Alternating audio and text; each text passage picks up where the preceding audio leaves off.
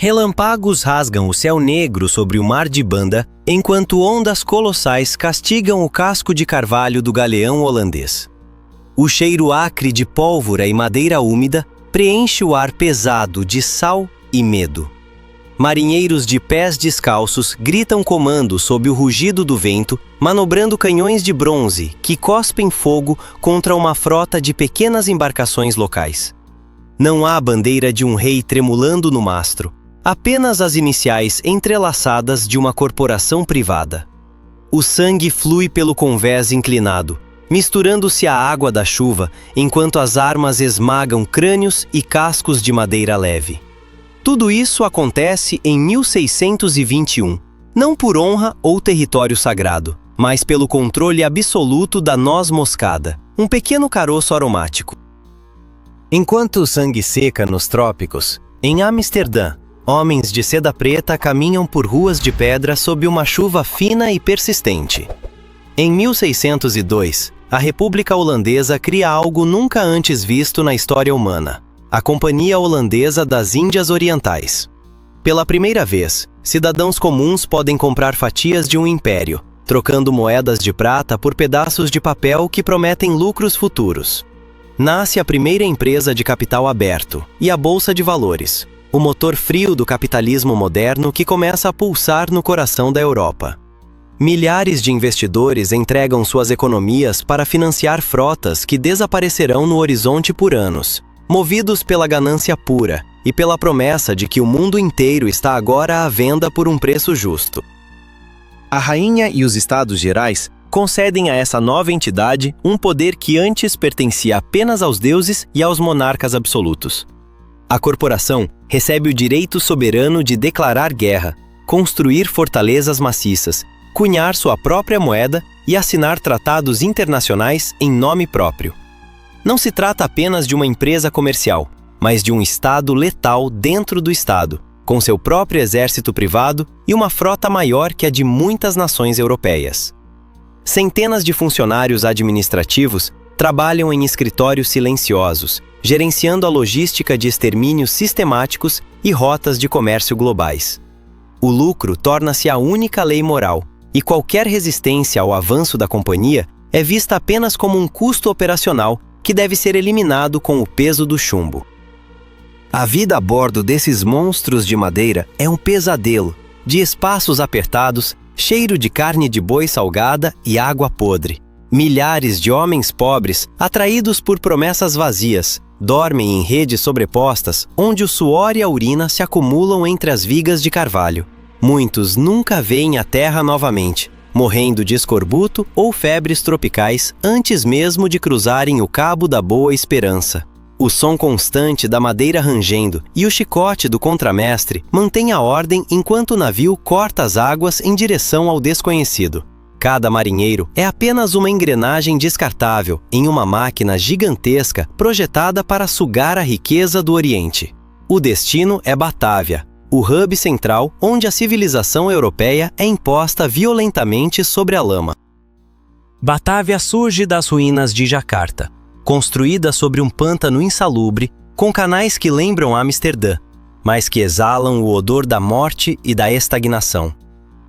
A arquitetura europeia de pedra branca e tijolos vermelhos ergue-se desafiadora contra a selva úmida, servindo como o centro nervoso das operações na Ásia.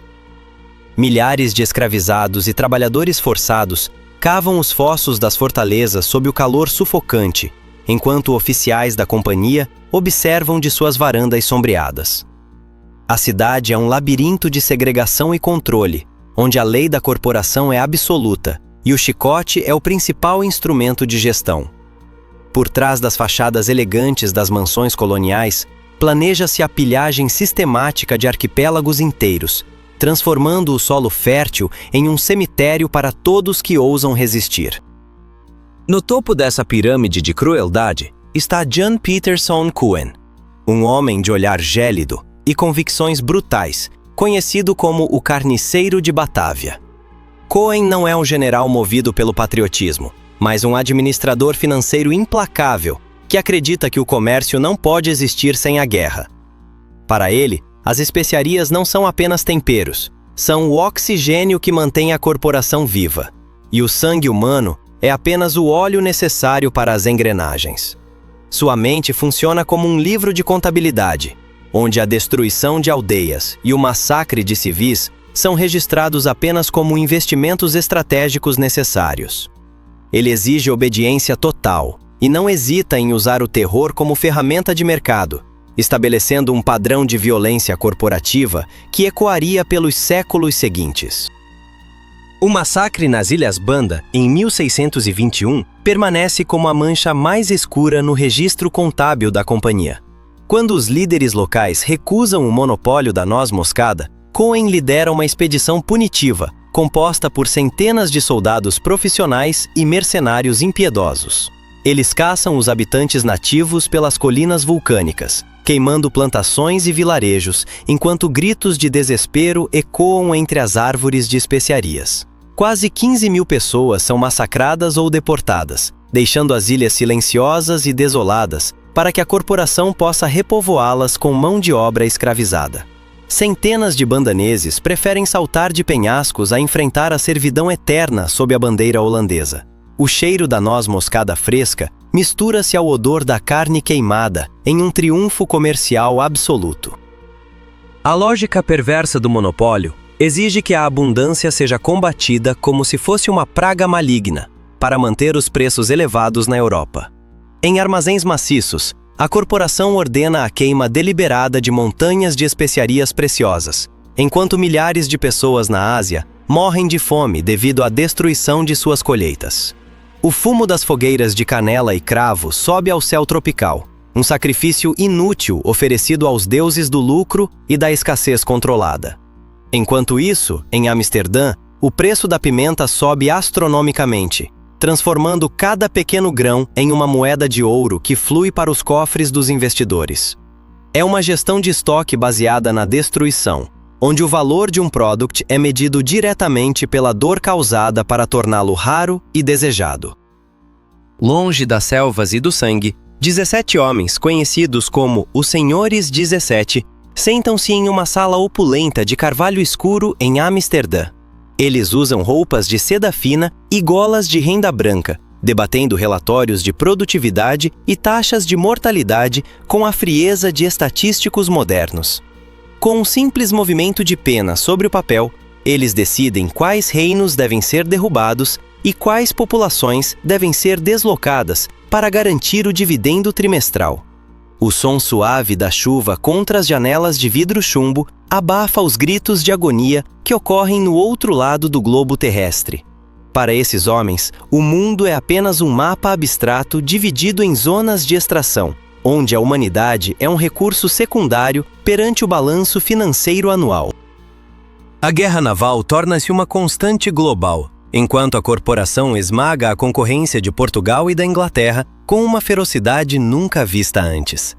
Galeões holandeses, pesadamente armados, bloqueiam portos em Goa e Malaca, transformando o Oceano Índico em um lago de controle privado e violência sistemática. O som ensurdecedor das baterias de canhões disparando em uníssono quebra a paz das águas tropicais, enquanto navios rivais são enviados para o fundo lamacento. Marinheiros lutam corpo a corpo com sabres e pistolas em convéses escorregadios de sangue, disputando o controle de rotas marítimas que valem milhões de moedas de prata. A companhia não busca apenas negociar, ela busca o domínio total, eliminando qualquer alternativa comercial com a ponta de uma espada e o fogo de suas baterias navais. A psicologia da pimenta revela uma verdade desconfortável sobre a natureza humana e a busca incessante por luxos desnecessários no início da modernidade. Grãos pretos e secos, que hoje são banais em qualquer mesa, tornam-se o motor que empurra embarcações através de tempestades mortais e desertos de água salgada. O sabor picante no paladar da aristocracia europeia é pago com o suor de milhões e as vidas de centenas de milhares de almas esquecidas. Como um pequeno tempero pôde reconfigurar as fronteiras de continentes inteiros e dar origem ao primeiro sistema econômico verdadeiramente global e impiedoso? A busca pelo sabor exótico transforma o mundo em uma fábrica gigante, onde a vida humana é pesada em balanças de precisão contra o peso de especiarias secas e perfumadas. Enquanto o Sudeste Asiático queima, a corporação estende seus tentáculos até as costas misteriosas do Japão, garantindo um privilégio que nenhuma outra nação europeia possui. Na pequena ilha artificial de Dejima, em Nagasaki, os funcionários da companhia vivem sob vigilância constante do shogunato, atuando como único canal de informação. Eles trocam seda chinesa por prata e cobre japoneses, mantendo um isolamento estratégico que gera lucros imensos por quase 200 anos de comércio exclusivo. O ritual anual de viagem a Edo torna-se um teatro de humilhação e diplomacia, onde os holandeses devem rastejar perante o shogun para manter suas licenças. Mesmo nessas condições, a ganância supera o orgulho, e a companhia continua a bombear a riqueza do Japão para o coração financeiro de Amsterdã através de seus navios. Sob o brilho do ouro e da prata, o motor invisível que sustenta a expansão da corporação é o comércio sistêmico de seres humanos escravizados.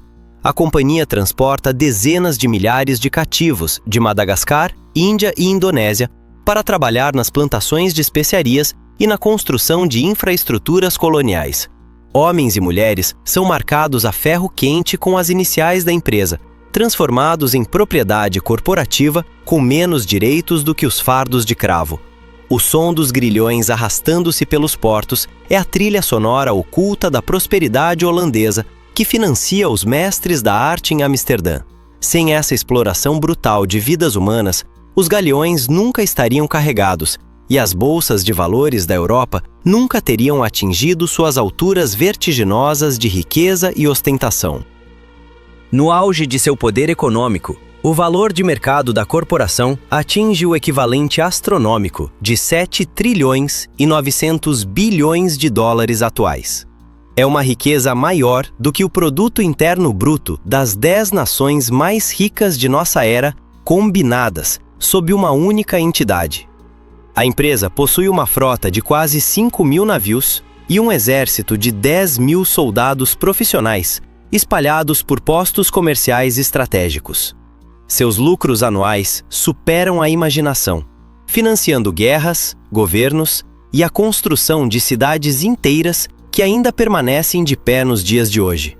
No entanto, essa torre de ouro é construída sobre um solo instável de sofrimento e exploração sistemática, que começa a mostrar suas primeiras rachaduras estruturais e morais profundas. A corrupção interna começa a corroer o gigante por dentro, com capitães e oficiais de alto escalão organizando seus próprios esquemas de contrabando ilícito. O acrônimo original da companhia passa a ser ironicamente lido como uma frase que descreve sua própria decadência moral sob o peso do suborno.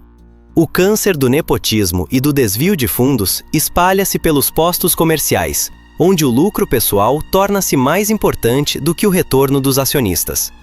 Enquanto os dividendos são pagos com dinheiro emprestado para manter as aparências na Bolsa de Amsterdã, as dívidas ocultas crescem como uma praga invisível. O sistema que era considerado grande demais para falhar está agora intoxicado por sua própria ganância, demonstrando que nenhuma entidade corporativa, por mais poderosa que seja, está imune à autodestruição ética. A Quarta Guerra Anglo-Holandesa atesta o golpe final na hegemonia marítima da corporação, enquanto a Marinha Britânica bloqueia as rotas de retorno essenciais. Os galeões, carregados de mercadorias valiosas, apodrecem em portos distantes ou são capturados como troféus de guerra por uma nova potência emergente e agressiva.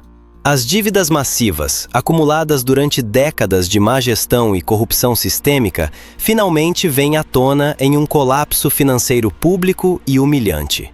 O preço das ações despenca nas bolsas de valores, destruindo as economias de milhares de pequenos investidores que confiaram suas vidas ao gigante de madeira. O rugido dos canhões ingleses sinaliza o fim do domínio holandês e o início de uma nova era, onde a soberania corporativa será gradualmente absorvida pelos Estados nacionais modernos. Em 1799, a outrora gloriosa Companhia Holandesa das Índias Orientais é formalmente nacionalizada e dissolvida pela República Batava em ruínas. Suas dívidas colossais e seus vastos territórios coloniais são assumidos pelo Estado, marcando o fim oficial de quase 200 anos de soberania privada absoluta. O gigante que um dia comandou oceanos e decidiu o destino de milhões de almas, agora existe apenas como um conjunto de documentos empoeirados. Castelos de pedra e canais de lama permanecem como cicatrizes permanentes na paisagem asiática, testemunhando a passagem de uma entidade que priorizou o lucro acima de qualquer valor humano. O império construído sobre o cheiro da noz moscada e o gosto do sangue desvanece, deixando para trás um mundo irremediavelmente transformado por sua passagem violenta. O DNA daquela corporação letal sobrevive nas megacorporações modernas que operam além das fronteiras nacionais e influenciam as políticas globais com seu imenso peso financeiro. Aprendemos que o progresso econômico, quando desconectado da ética e da empatia, pode produzir monstros capazes de devorar culturas inteiras em busca de um crescimento infinito.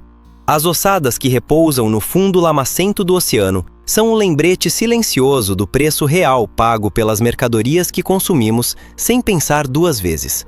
A história da maior empresa que já existiu não é apenas sobre especiarias e galeões, mas sobre a eterna luta entre a ganância humana descontrolada e o valor da vida. Ao olharmos para o passado, vemos o reflexo de nossa própria era, onde o lucro ainda busca dominar o coração da humanidade.